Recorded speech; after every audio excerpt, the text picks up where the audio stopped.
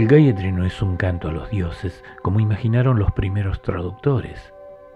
El Gayatri es una herramienta que promueve el análisis, el estudio y la elaboración de conceptos abstractos. Gayatri es un mantra para corregir nuestra manera de ver el mundo mediante un cambio en el punto de vista. Imaginemos que la vida es un tablero de juego donde se mueven diferentes individuos con diferentes capacidades y diferentes resultados.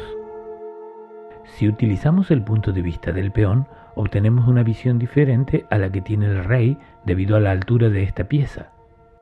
Para poder jugar bien este juego, el mejor punto de vista es el del jugador, ya que puede visualizar la totalidad del tablero y predecir los movimientos del contrincante. La palabra mantra, literalmente herramienta mental, es una especie de fórmula o axioma. Un pensamiento condensado de tal manera que reflexionando en su contenido puede uno llegar a alcanzar una comprensión diferente. En el mundo moderno los mantras se llaman fórmulas. Reflexionar sobre estas fórmulas otorga una comprensión diferente del tablero de juego. El mantra más antiguo es Tatvamasi, aquel soy yo, cuyo profundo significado debe ser alcanzado a través de la meditación de lo simbolizado. Gayatri es también un mantra que debe ser pronunciado mientras se reflexiona en su significado para alcanzar esa visión diferente del mundo.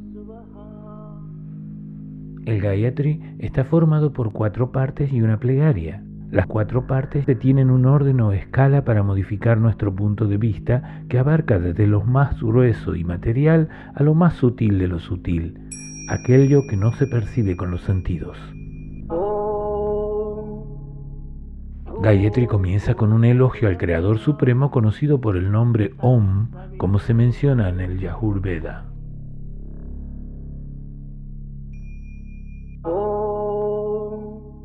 Se pronuncia el Om para recordar a Brahman, una entidad única o ley universal permanente que hace posible toda existencia.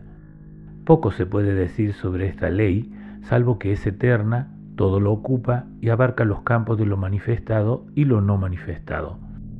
Podemos identificarlo como Brahman y otros nombres también como Om, Sat, Purusha, y también podemos referirnos como Tat, aquello que no tiene un nombre, pero es el campo sin movimiento de donde surge toda existencia.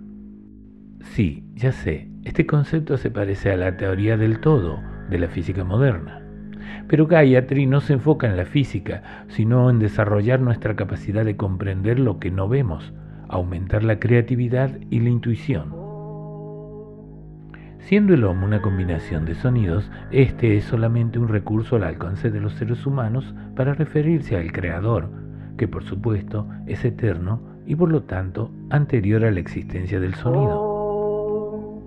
Es por esto que al pronunciar el Om no se debe pensar en una imagen, en una luz o en el nombre de un dios, ya que los dioses son conceptos creados después de la aparición de la luz de la materia y son la consecuencia de la existencia de la inteligencia creativa.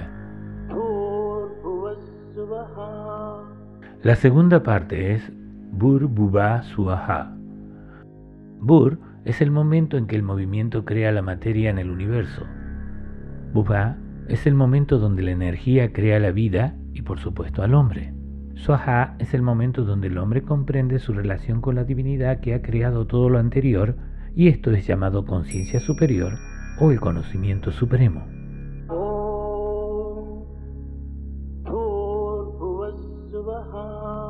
Bhur refiere a la transformación del Om en la materia y la energía necesaria para esta creación. Al pronunciar Bhur, simbólicamente se piensa en el cuerpo y la tierra, que son los elementos con los que hemos sido creados, y se ubica este pensamiento en el campo del alimento y la digestión. Bhur se pronuncia en agradecimiento a la ley que hace posible que el Ser Supremo se haya transformado en los múltiples elementos que forman el universo.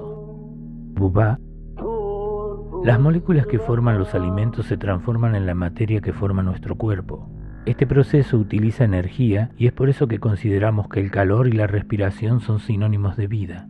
Se pronuncia Bhuvah reconociendo que toda energía es el efecto de una actividad basada en una ley universal.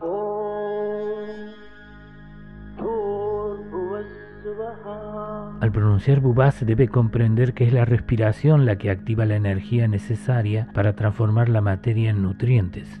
Bubá se pronuncia en reconocimiento al milagro que llamamos vida y que ha nacido de Bur. Swaha. Swaha entra en el campo del conocimiento de lo abstracto, y es aquí donde debemos insistir en cerrar los ojos y los oídos, olvidar todo miedo, deseo o prejuicio, porque entramos al campo de los conceptos intangibles.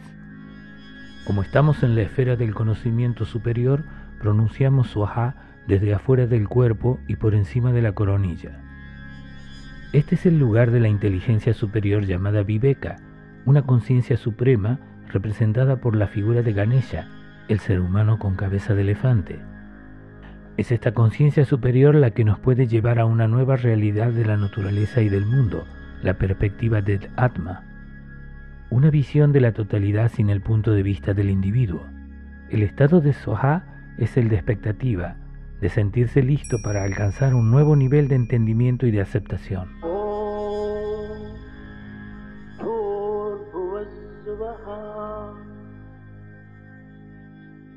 Según algunos sabios, Swaha significa también el cielo como el estado de aquellos que logran esta conciencia y conocimiento superior, o gracia.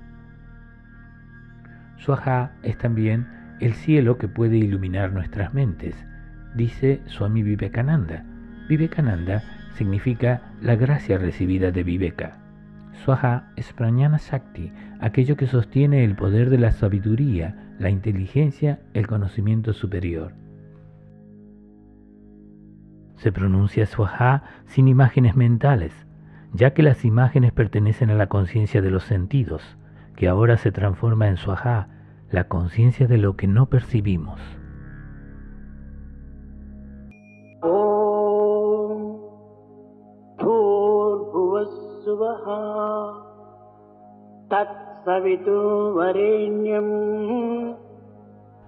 La tercera parte es Tat Savitur Varenyam.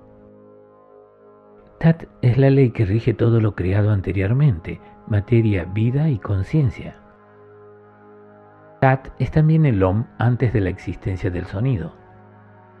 El espacio inmóvil que nombramos como Tat se pone en movimiento por su propia ley y crea el universo manifestado, y simultáneamente aparece un universo no manifestado que no podemos ver. La creación del universo no altera el equilibrio de la totalidad, Tat, cuya energía se conserva sin cambios. Se pronuncia Tat en el mismo estado alcanzado por Swaha, aceptando la existencia de un creador que todo lo ocupa y mediante el cual todo aparece. Savitur es el nombre del estado previo a la salida del sol. Savitur es el momento del despertar del mundo. Es el hilo sagrado que sirve de guía en una dirección. Savitur es llamado también el motivador de todos los seres, el estimulador de la vida, el rayo solar, el dios de lo quieto y del movimiento, la fuente de todas las cosas. Significa también la energía que impele a los seres humanos a buscar lo divino y la perfección. Sadashiva, el estado perfecto que reside en el interior del hombre. Pronunciamos Savitur pensando en el estado de certeza que se alcanza cuando la oscuridad se disipa y nos preparamos a ver salir el sol.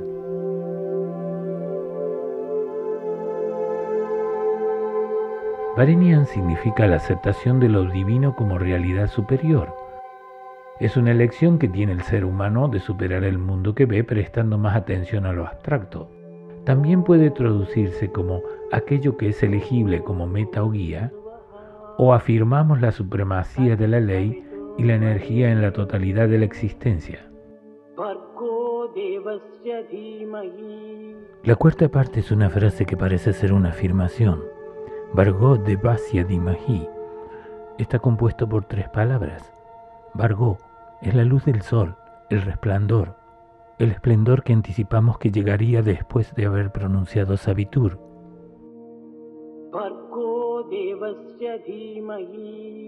Bhargo Devasya significa que el esplendor, el supremo conocimiento que disipa la oscuridad de la ignorancia, es de origen divino, que es de la misma naturaleza del sol, la luz y el calor. Bhargo Devasya Dhimahi.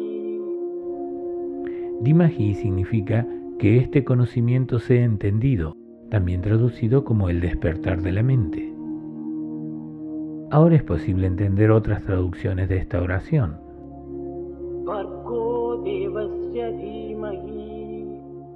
En la luz de la divinidad omnipresente meditamos.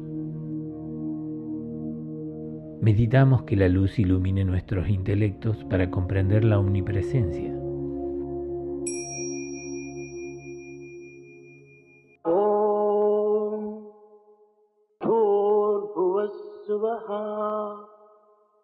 Tatsavituvarenyam Bhargo devasya dhimahi Dhiyo yo no prachodayat. Para finalizar, en la quinta parte se incluye una plegaria o un pedido. Dhiyo yo na prachodayat. Dhiyo es mente o intelecto, la mayor posesión del ser humano. Se la nombra a modo de invocación al más alto intelecto, Viveka, para que hagamos un correcto uso del intelecto inferior, Buddhi. Yo significa a quién o aquel, un pedido al Ser Supremo. Na, nosotros, los que pedimos. Prachodayat, te rogamos, o la acción de rogar. En resumen, mediante el Gayatri se puede obtener la ecuanimidad necesaria para acceder al próximo estado, el tercer nacimiento.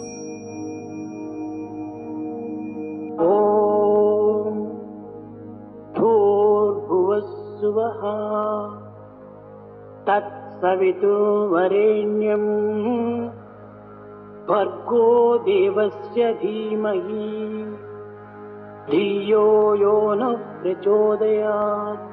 Gayatri como mantra contiene múltiples propiedades cuyos efectos sobre la conciencia se atribuyen a diosas. Aunque puede parecer extraño, también en la física teórica se designan con otros nombres de colores y sabores a las propiedades o cargas eléctricas de elementos subatómicos. Estos nombres ayudan a comprender los efectos observados. El Vedanta describe con nombres difíciles de traducir los diversos resultados de la práctica del Gayatri. Cuando la inteligencia y la intuición se desarrollan mediante la recitación de este mantra, la fuerza activadora es llamada Gayatri. Cuando las energías vitales son activadas, la fuerza impulsora se llama Savitri. Cuando se promueve el habla, la educación, la deidad se llama Saraswati. Gayatri se describe como Sarvadevata Swarupini, la encarnación de todas las diosas benefactoras. El Gayatri es parte del camino a la transformación del ser humano, una herramienta para pasar de un estado de oscuridad e ignorancia a un estado de despertar el conocimiento abstracto y la intuición. En los Vedas se dice que entender el Gayatri es considerado el segundo nacimiento del intelecto humano. La meta de este segundo nacimiento es alcanzar a comprender el mundo abstracto que subyace detrás de lo visible.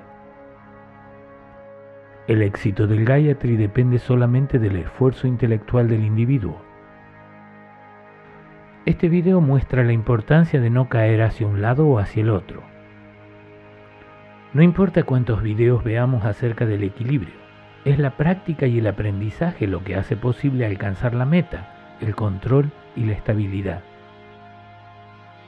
La desaparición de los miedos y los deseos es el primer resultado en el camino de la pureza del individuo.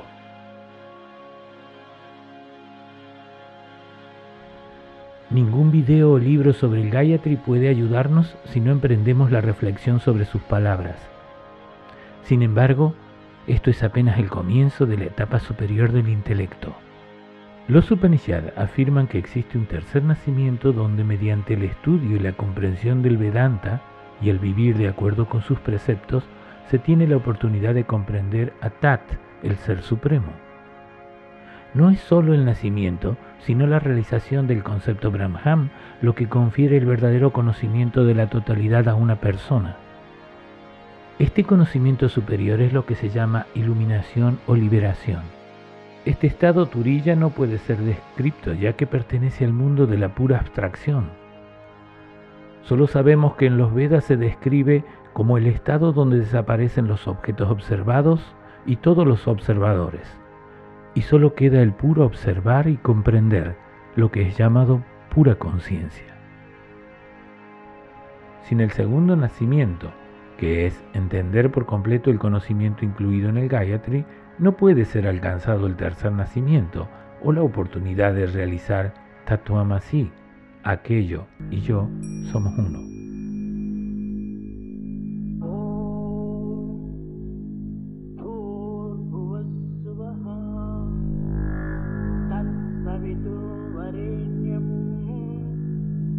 भर्गो देवस्य धीमहि